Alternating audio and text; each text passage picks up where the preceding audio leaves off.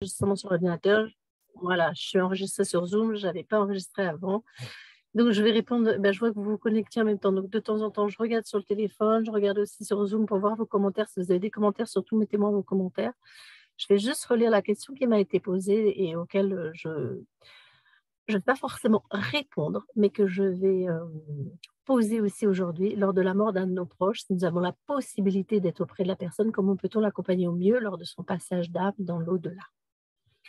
Moi, en fait, les questions, je ne leur apporte pas forcément de réponse. Surtout, essayez de me faire des petits commentaires et des petits coucous. Je regarde sur mon téléphone en même temps. Il y a un tout petit décalage, mais comme ça me permet de surveiller d'un côté et de l'autre. En fait, je dirais d'abord, pour moi, les questions, elles sont là déjà pour bouger une énergie. Déjà, juste de se poser la question, ça va permettre de mettre quelque chose en mouvement, de sortir de quelque chose de fixe. Et pour moi, les questions n'appellent pas forcément de réponse et je ne suis pas là pour donner des réponses comme une conclusion, comme une décision, comme un mode d'emploi, comme une méthode. Je suis plutôt là pour faire encore bouger le mouvement. Et finalement, dans ce genre de questions, je dirais déjà de se poser la question à soi-même. Si on est donc dans ce cas de figure, moi j'ai été dans ce cas de figure pour mon fils aîné en août 2020, puisqu'il est resté hospitalisé pendant 1 mois. Donc les premiers 15 jours, tout était encore possible. Mais les 15 derniers jours, il avait eu des convulsions. Et effectivement, il était ce qu'on appelle en fin de vie, sauf que je ne voulais pas y croire.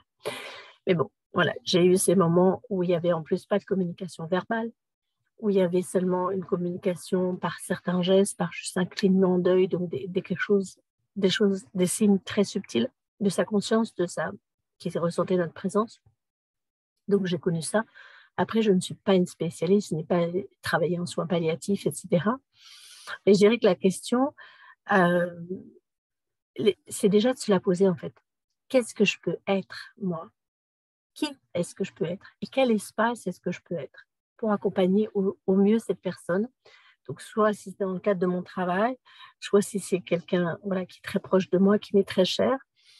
En fait, de me mettre moi de côté. Et se poser déjà la question, c'est déjà se mettre en mouvement. Moi, je ne vais pas dire il faut faire comme ci, il faut faire comme ça. Parce qu'en fait, dans ces genres de moments, et en général dans la vie, il ne s'agit pas forcément de faire. Bon, quand on fait de l'artisanat, quand on coupe un truc, etc., d'accord, des choses précises, là, on va être dans le savoir-faire. Là, dans ces moments-là, c'est du savoir-être. Même s'il y a aussi des tout petits gestes de savoir-être, par exemple, moi, j'ai dû apprendre à faire des petits gestes pour éventuellement humidifier les lèvres sans qu'ils puissent avaler de l'eau, donc des gestes, des petits soins comme ça. Donc ça, effectivement, il y avait peut-être un savoir-faire, mais quelque part, le savoir-faire, c'est rien du tout par rapport surtout au savoir-être. Je vois que vous êtes là, si vous voulez me mettre des questions, si vous avez des réactions, je vais regarder, je vais juste rafraîchir ma page pour voir si je vois s'il y a des commentaires ou pas. Là, je vois rien pour l'instant, essayez de m'en mettre, comme ça me permettra de voir si ça fonctionne ou pas. Donc pour moi, c'est vraiment un savoir-être et c'est vrai qu'on peut être dans... Je vois des petits j'aime en tout cas, je ne vois pas de commentaires, mais je vois des petits j'aime, merci. Ça peut être des moments, surtout quand c'est quelqu'un d'extrêmement proche et où on est bouleversé émotionnellement, où on est bouleversé dans notre amour, dans ce que ça vient remuer pour nous, on a l'impression qu'on ne sait pas. Et en fait, on sait. C'est-à-dire, c'est oublier, ah ben voilà, Cécile, t'es là. Ok, je te vois ton petit coucou. On sait. En fait, tu sais. Donc moi, à la personne qui m'a posé la question, ce que je veux lui dire, c'est que tu sais beaucoup mieux. Il y a effectivement peut-être des gens qui sont spécialistes, etc. Mais chacun, on est spécialiste. Parce que quand c'est quelqu'un qu'on aime, ou aussi quand peut-être c'est votre métier, etc., c'est en fait d'être à l'écoute. D'être à l'écoute. Et pour moi, c'est dans ces moments-là, c'est vraiment complètement s'oublier et oublier tout ce qu'on peut avoir dans la tête, c'est-à-dire oublier le mental et être dans cette connexion d'âme à âme, de conscience à conscience. On peut appeler ça, moi je parle plus parfois de conscience que de l'âme, mais peu importe, d'être dans cette connexion d'être à être, plus de personnalité à personnalité, plus d'humain à humain, en disant oui, mais je sais, cette personne a réagi d'habitude comme ça, etc. Bonsoir Christine, d'être plutôt, parce que cette personne, elle est dans un autre espace. Elle a commencé à se détacher, on va dire, de la vie terrestre déjà. Et c'est oublier en fait qui elle a été jusqu'à maintenant parce que tout d'un coup, elle est en train, elle est en mutation, enfin, elle est en transition vers l'au-delà, elle est en passage de transition. Donc, tout ce qu'on a eu l'habitude peut-être d'être avec elle, tout ce qu'on a pu avoir l'habitude de ses réactions, de ses façons d'agir, sont peut-être déjà modifiées, sont peut-être déjà différentes. Et j'en parle pour ces moments-là, mais c'est en général dans la vie, ne pas aborder les personnes avec ce qu'on a déjà vécu d'elles, mais d'être à l'écoute, leur permettre d'être différentes, de changer. Et donc là, c'est d'entrer vraiment dans cette connexion d'âme à âme, de cœur à cœur, de conscience à conscience, d'être à être entièrement. Pour ça, c'est vraiment lâcher le mental, oublier et être dans cette connexion, je dirais aussi de corps à corps, parce que son corps peut aussi parler, son corps peut être à l'écoute. Et puis y avoir ses peurs, elle peut avoir peur. Il n'y a pas forcément besoin de paroles, il n'y a pas forcément besoin, parce que dans la parole, peut-être qu'on peut déjà projeter nos propres peurs. Donc peut-être c'est pour nous-mêmes déjà, alors quand je disais s'oublier soi-même et être vraiment à l'écoute de la personne, en même temps, c'est peut-être des moments où, même si on est complètement, on va dire, consacré à la personne, moi, pour mon fils, voilà, je ne sais pas, on a dormi auprès de lui avec mon mari pendant 2 semaines. Enfin, on avait juste un break l'après-midi où ses amis, et, sauf sa sœur, prenaient le relais et nous, on dormait grosso modo 2 heures, parce que bon, la nuit à l'hôpital, on ne dormait pas vraiment. Donc, on est capable de s'oublier même physiquement. Voilà, on a un petit peu mangé parce qu'il y a des moments où le corps il disait j'avais faim, mais donc on peut s'oublier quelque part physiquement et en même temps, c'est aussi avoir ces moments pour se ressourcer, euh, pour pouvoir offrir cette présence. Au lieu peut-être de ne pas forcément l'offrir 24 heures sur 24, mais de l'offrir un maximum et d'offrir cette présence complètement consciente. Et si on ne sait pas ce que c'est que d'être conscient, mais en fait, on le sait, c'est d'être présent comme un enfant et aussi avec cette légèreté, pas la gravité, et oublier nos peurs, en fait. C'est surtout oublier nos peurs, les mettre de côté, ou peut-être juste les parler avec quelqu'un d'autre, ou en lui disant, ou en parler simplement. Moi, vraiment, ce qui m'a manqué par moment, c'est d'avoir quelqu'un, ou en fait, c'est de retrouver ce truc d'un enfant qui va te dire euh, oh, ça va pas, il va pas bien, et puis après, allez, on joue. Donc, tu peux être aussi avec la personne, être en conscience avec la personne, ça ne veut pas forcément dire être constamment sur elle. Tu peux être aussi, j'en sais rien, en train de lire, en train de tricoter à côté ou en train de dormir à côté d'elle. Mais il y a la connexion qui est là. Vraiment entrer dans cet espace de non-séparation. Alors, je regarde si, en fait, je ne sais plus qui m'a posé la question, si tu es là ou pas, si vous avez des commentaires à mettre, si vous voulez réagir là-dessus. Je vois un petit j'aime, mais peut-être que vous voulez me reposer une question. Je vais vérifier. Ah, ben voilà, ça y est, je vois les commentaires. Ok, quand je ne le voyais pas. Marcel, ok. Être devant quelqu'un qui ne parle plus et qui n'a le regard, c'est très dur de savoir quoi faire, quoi dire. Oui, alors parfois, il y en a, par exemple, mon fils n'avait même pas le regard. Mais en fait, justement, au lieu de me dire que c'est très dur, je pense que j'ai manqué trop de choses et je suis très mal. Moi, ça a duré 3 mois à dormir à l'hôpital et 1 heure pour prendre un peu soin de moi. Voilà. Donc, en fait, il n'y a pas à se culpabiliser parce que dans ces moments-là, on fait ce qu'on peut. C'est une très grande, alors indépendamment, on peut dire de l'épreuve affective, morale, etc. En fait, c'est comme un espèce de marathon. C'est une épreuve physique. Nos corps sont tout d'un coup extrêmement sollicités, ils sont complètement axés sur cette personne qu'on accompagne. Et on peut, voilà, des moments, on est fatigué. Et puis voilà, tu n'as pas forcément envie de voir que l'autre va mourir parce que tu as tes propres peurs. Donc, déjà, c'est enlever la culpabilité, enlever les regrets. Et bien sûr, moi, je me dis: «Oui, j'aurais pu être encore plus présente». Maintenant, je peux avoir des regrets sur ce moment-là, mais je pense que j'ai donné tout ce que j'étais capable de donner à ce moment-là.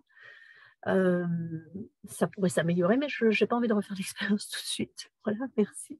Enfin, pas avec un de mes enfants, en tout cas, ou voilà, mais c'est pas grave si on a manqué des choses. C'est de se dire que tu as vraiment donné le meilleur de toi-même à ce moment-là. Et au lieu de me dire que c'est très dur, de me dire: «Qu'est-ce qui est possible ici?» C'est comme, voilà, c'est quand tu as quelqu'un, qui n'a plus les moyens de communication auxquels tu étais habitué, en fait. C'est rentrer dans cet espace intérieur. Et si là, maintenant, c'est terminé, Marcel, et que voilà, tu peux te dire, bah, au lieu d'être dans le regret ou la culpabilité, c'est de se dire, bah, maintenant, quelque part, je me pardonne, j'ai donné le meilleur de moi-même, et peut-être s'adresser à cette personne en disant, tu sais, j'ai fait ce que... Donc, même si elle n'est pas là physiquement, tu peux lui parler, voilà, à voix haute ou à voix basse, c'est comme tu préfères. Ou peut-être tu peux lui écrire, lui dire, j'ai fait ce que j'ai pu, je me rends compte aujourd'hui que j'aurais pu faire beaucoup plus, ou que j'ai pas été assez présente, et voilà. Heu, je me demande comment ça a été pour toi de ton côté. Donc peut-être engager une conversation avec cette personne et sortir en tout cas de la culpabilité. Et effectivement, on peut dire que c'est difficile parce qu'on n'a pas forcément préparé à ça, on n'a pas forcément été entraîné. Mais au lieu de se dire que c'est dur, c'est de se dire: «Bah, qu'est-ce qui est possible pour que j'ai une totale aisance ici? Qu'est-ce qui est possible pour que ce soit le plus fluide, le plus fluide possible?» Et que j'arrive à être heu, dans ce savoir-être, dans cet espace d'être complètement bienveillant, où on est au-delà de la parole. Et souvent, parce qu'avec les paroles, on va souvent dans le mental. On veut rassurer, on veut se rassurer soi-même aussi. Je réfléchis encore pour voir si je vois d'autres commentaires, mais voilà, ça fait 12 ans que je lui parle, c'est mon mari. Ben voilà, tu lui parles, OK, d'accord. Et donc pas de regret, en fait.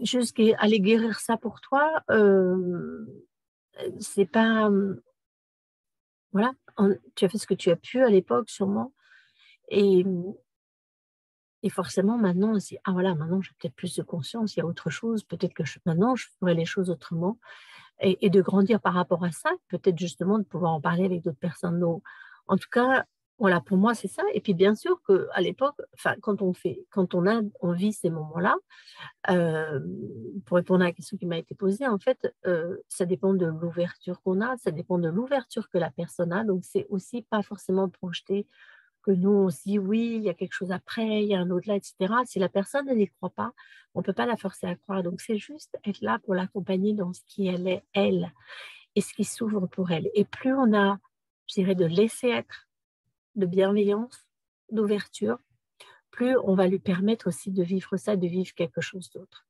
Et peut-être qu'on peut, s'il y a quand même une sorte de communication, donc peut-être juste avec des clignements de paupières, juste avec peut-être une pression de la main, on peut être là et en lui disant, on peut être aussi, en fait, peut-être le mieux, c'est d'être complètement sincère, d'être juste complètement sincère. Et ça passe pas forcément par la parole, mais ça peut quand même passer par la parole en disant, je suis là. Moi, je crois, tu sais qu'il y a quelque chose d'autre. Je sais que tu vas continuer, il y a autre chose qui va continuer pour toi. Mais si l'autre personne, on sent que c'est un froncement de sourcil ou qu'elle a pas envie, et cetera, c'est pas aller la bassiner avec ça pour pas assez l'embêter. Ou peut-être juste d'être là, je suis là, j'ai peur aussi, peut-être partager ses peurs. Je sais rien, en fait, c'est d'être à l'écoute de la personne et être à son écoute soi. Et pas, vouloir, on va dire, imposer un rituel, imposer une façon de faire, voilà, de rien imposer, d'être totalement cet espace de laisser être. Hem Je vois p je suis obligée de rafraîchir à chaque fois pour voir s'il y a des nouveaux commentaires. Donc, en fait, voilà, et donc pour moi, ça va être, qu'est-ce qui va pouvoir vous aider à ça? C'est se poser la question, en fait: «Qu'est-ce que je sais ici? Quelles sont mes capacités, en fait, que j'ai pas encore explorées?» Parce qu'en fait, quand on est dans des situations comme ça, hem, c'est souvent des situations qui font sortir le meilleur de nous-mêmes quand même, et on peut être aussi dans des moments, de panique, où on bloque, où il y a rien qui vient. Mais en fait, c'est se refaire confiance, en fait, et de se dire, voilà, j'oublie la souffrance, j'oublie ça, et je me rappelle. Je me rappelle que je suis un être infini, je me rappelle que je sais. Qu'est-ce que je sais ici, et quelle serait, comment est-ce que je peux être la meilleure contribution pour cette personne, pour son passage. Et puis peut-être de demander de l'aide, alors de l'aide à des gens de notre entourage qui ont un peu d'ouverture, ou de l'aide, voilà, des êtres de lumière, des entités, t'appelles ça comme tu veux, peut-être de certaines personnes qui sont déjà envolées dans la famille, ou d'autres, ou des amis, etc. De demander de l'aide en demandant, ben voilà, être de lumière, venir accueillir cette personne qui me tient tellement à cœur et qui peut-être n'y croit pas, par exemple, ne croit pas à la lumière. En fait, tout est possible, et c'est de trouver en fait ce qui fonctionne pour soi. Moi, j'ai suggéré quelques trucs ici. C'est pas suivre ce que je viens de dire, c'est suivre soi-même, son cœur, ce qui vient là, suivre son intuition, être vraiment dans cette écoute intérieure, dans cette écoute de ce que dit notre être infini, notre âme, etc. Et de se mettre dans cette connexion directe, cet espace de non-séparation, cet espace c'est plus de la communication, c'est l'espace de communion, en fait, avec la personne qui va transitionner d'état, qui va effectivement mourir, c'est-à-dire, elle va faire le passage, elle va lâcher le corps et passer à autre chose. Et son corps demande sûrement aussi beaucoup de toucher, de douceur, il ne s'agit pas mais au moins un toucher, une présence avec la main, une présence peut-être sur l'épaule, mais toujours très léger. En fait, de la même façon, peut-être qu'on va toucher un nourrisson, on va le toucher très légèrement, avec énormément de délicatesse. Donc, en fait, c'est retrouver aussi cette délicatesse dont on est capable et qu'on oublie peut-être parfois. C'est entrer dans cette délicatesse aussi bien physique que dans notre communication, c'est-à-dire entrer vraiment dans le subtil, entrer là. Et en fait, ça se fait en demandant et en lâchant, en disant, et puis de pas non plus, ce que disait la Marcel, c'est-à-dire de ne pas se culpabiliser, de pas... Ah, bonsoir Nathalie. Ah, t'étais sur le groupe. Ah, pardon, excuse-moi. En fait, les vidéos, là, je les fais en général sur mon profil. J'ai oublié de repréciser. Mais de les faire, de ne pas se culpabiliser, de dire, bah, je fais de mon mieux. Parfois, on a l'impression que, voilà, on sent peut-être rien, peut-être qu'on ne perçoit pas, mais au moins d'être, voilà, d'offrir le maximum de présence qu'on peut avoir. Et sans s'oublier, c'est-à-dire aussi peut-être que voilà, si ça se passe à l'hôpital ou si ça se passe ailleurs, de pouvoir être prendre un petit coussin, une couverture pour avoir du confort aussi pour soi, parce qu'effectivement, voilà, il y a, on va dire, cette espèce de c'est éprouvant pour le corps, c'est éprouvant physiquement. Donc, si tout d'un coup, nous, on est dans un tel mal-être physique, on n'arrive plus à avoir cette présence de conscience aussi. Donc, c'est important aussi d'avoir des moments pour prendre soin de son corps. Et puis, de savoir aussi que la personne, dans certains cas, elle va attendre qu'on ne soit pas là, qu'on ne soit pas présent physiquement pour mourir. Peut-être qu'elle ne veut pas que ça se passe devant nous. Ou peut-être qu'elle va attendre, au contraire, qu'on soit là. Donc ça va être son choix à elle, et respecter ce choix. Respecter ce choix, pas vouloir dire, ben voilà, je suis là, si tu veux, tu peux partir en paix, etc.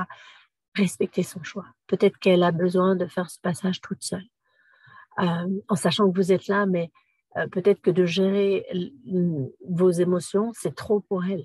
Donc en fait, si aussi on sent qu'on n'est pas, qu'on est trop débordé, on va dire émotionnellement, c'est le reconnaître aussi. C'est le reconnaître. Et à ce moment-là, soit faire quelque chose par rapport à ça, se faire accompagner, se faire aider, aller évacuer, et accepter en fait, voilà, que c'est pas forcément, on n'est pas forcément la meilleure personne pour être là. Si on se laisse trop déborder par les émotions et que du coup on projette ces émotions sur la personne qui est en fin de vie. Donc vraiment, vraiment, pour moi, c'est la douceur, la délicatesse, et ça passe pas forcément par le verbal. Si ça doit venir, si ça vient, si la personne en a parlé avec vous. Donc, c'est pour ça, en fait, j'ai pas de réponse à la question, en fait. Pour moi, là, je vais reposer une question. Posez-vous la question, en fait, vous-même, si vous êtes dans cette situation-là. Mais en fait, voilà, quelle énergie, quel espace, quelle conscience est-ce que je peux être pour créer un espace de conscience, de communion, de bienveillance vis-à-vis de cette personne qui va passer dans l'au-delà, qui va lâcher son corps. Comment est-ce que je peux être, quelle énergie, quel espace, quelle conscience est-ce que je peux être pour être la plus grande contribution pour elle et pour son corps dans ce passage? Juste poser ces questions-là sans chercher une réponse avec le mental et de demander à être cet espace-là. Juste demander à être ça, demander l'ouverture, demander voilà, d'être la plus grande contribution possible. Et qu'est-ce qui est possible pour que son âme rejoigne la lumière avec le plus de douceur possible, le plus de bienveillance possible. Donc, c'est déjà créer aussi cet espace de douceur et de bienveillance pour nous-mêmes, même si notre corps peut être un peu malmené par, voilà, dormir à l'hôpital, machin, mais voilà, on peut aussi se faire aider. Enfin, voilà, moi, il y a eu du monde de la famille qui est venu, il y a eu des amis, il y a eu, on a été complètement déchargé de l'intendance parce que j'ai une sœur aînée qui est absolument fantastique et merveilleuse et voilà, qui a géré tout ça. Donc, ouais, voilà, de tout ce qui est possible, aussi pour apporter un peu de confort dans ce moment-là. Enfin, confort, on peut appeler ça comme ça, mais de réconfort en tout cas, pour nous-mêmes, pour nos corps, pour la personne. Et parfois, ça va être, en fait, de ne pas chercher à faire, mais de chercher juste être. Moi, je reviens, je répète la même chose. Pour moi, ça va être ça. Et je suis sûre que chacun, chacune, en fait, on a ces capacités-là. Et peut-être qu'on se dit non, c'est pas possible. Mais en fait, dans les situations d'urgence, en fait, on sort quand même le meilleur de nous-mêmes. Et si parfois, ben voilà, on l'a pas fait, c'est pas s'en vouloir, y aller, faire au mieux.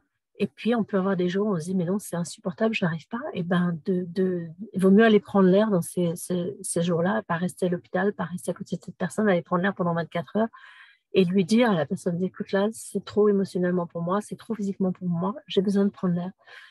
Je suis désolée, je pourrais peut-être pas être là à ce moment-là.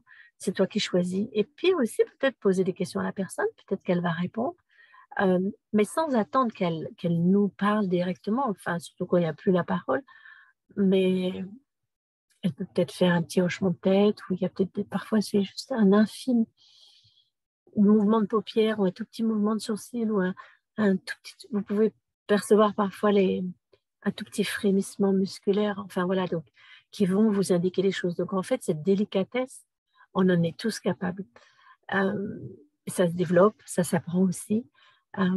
Et puis voilà, et puis il peut y avoir aussi des spécialistes des soins palliatifs, des gens qui sont extraordinaires, qui peuvent être là aussi pour vous aider. Mais la personne, elle est encore là physiquement. Donc c'est lui laisser prendre le temps, en fait, on va dire de s'envoler. Lui laisser le temps, prendre le temps. Et peut-être que finalement, parfois, elle prend ce temps-là aussi pour nous laisser, nous, le temps aussi qu'elle s'en aille, pour que nous, ceux qui restent, euh, ce sera peut-être moins, même si c'est éprouvant, que ce soit moins difficile et qu'on se prépare aussi. Donc en fait, vraiment se dire c'est une préparation et c'est aussi, c'est des journées, enfin c'est un temps qui nous demande d'être dans cet espace où on est obligé de s'abandonner, de lâcher le contrôle parce qu'on ne sait pas quand ça va se passer. On ne sait pas. On ne sait pas et c'est quelque chose qu'on ne contrôle pas, l'autre non plus. Ça peut durer 3 jours, 3 mois, ça peut durer quelques heures. Donc, de laisser. Et puis, ça peut peut-être changer aussi. Peut-être que la personne peut tout d'un coup dire, ben non, en fait, j'ai envie de rester là sur Terre. Donc, on peut aussi poser la question à la personne, t'es sûr que tu veux partir? Voilà, donc il y a plein de choses, en fait. Enfin, pour moi, il faut être créatif.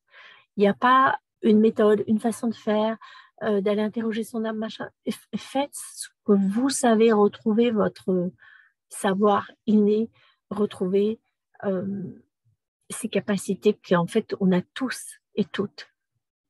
et surtout vis-à-vis de l'être aimé. Et puis, si vous avez l'impression d'être complètement débordé, voilà, c'est possible de se faire accompagner. Il n'y a pas de... Ah ben voilà, je vois enfin les commentaires. Je suis toujours obligée de réfléchir. Euh, voilà, Marcel, tu me disais, c'est ce qui s'est passé. Même si la personne ne parle plus, la présence est très importante. Moi, je lui mettais de la musique, des anges pour l'apaiser, par exemple. Voilà. C'est vraiment être dans cette vibration d'amour, Nathalie, ce que tu dis exactement. Donc, l'amour, la bienveillance, la présence, la conscience. Et puis, on a le droit de rigoler aussi. On peut faire la personne la faire rire. Et, euh, et voilà, en fonction de si on a eu avant des conversations avec, si on connaît un peu le... Et puis, même si la personne, elle croit à peut-être autre chose, peut-être qu'à ce moment-là, elle flippe quand même. Donc, ça passe pas forcément par des mots pour moi. C'est vraiment, parfois, le langage, c'est juste, voilà, une main sur l'épaule. Alors, c'est vrai qu'on vit des époques où il y a le toucher est un peu compliqué en ce moment.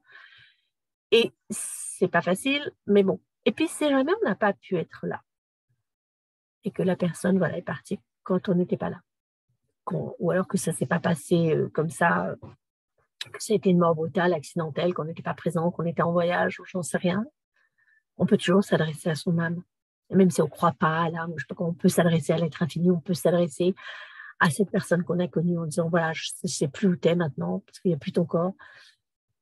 Mais maintenant, je te parle. J'aurais vraiment aimé être là. J'aimerais bien que tu sois dans la lumière. Enfin voilà, on peut lui parler comme ça. Il n'y a pas une façon de le faire. On le fait avec qui on est, avec, avec nos tripes, quoi, avec notre amour, avec notre cœur. En fait, c'est ça l'important, c'est ça l'essentiel pour moi. Voilà. Ben, écoutez, j'espère, je suis contente d'avoir pu apporter, on va dire, un éclairage sur cette question plutôt que d'apporter une réponse, puisqu'en fait, les réponses, vous les avez en vous. C'est ouvrir ces clés-là. Et si vous vous posez les questions, c'est vraiment ouvrir. Et finalement aussi, peut-être, il y a autre chose qui me vient, c'est en fait de se poser la question, qu'est-ce que j'aimerais, moi, en fait, qu'on me dise, si j'étais voilà, complètement inconsciente, j'allais mourir, etc., qu'est-ce que j'aimerais, comment est-ce que j'aimerais que les gens soient pour moi. Donc ça peut être aussi quelque chose qui peut vous aider. Et en même temps, se mettre vraiment à la place de la personne qui est là, parce que elle n'est pas vous, elle est un peu différente, peut-être c'est différent.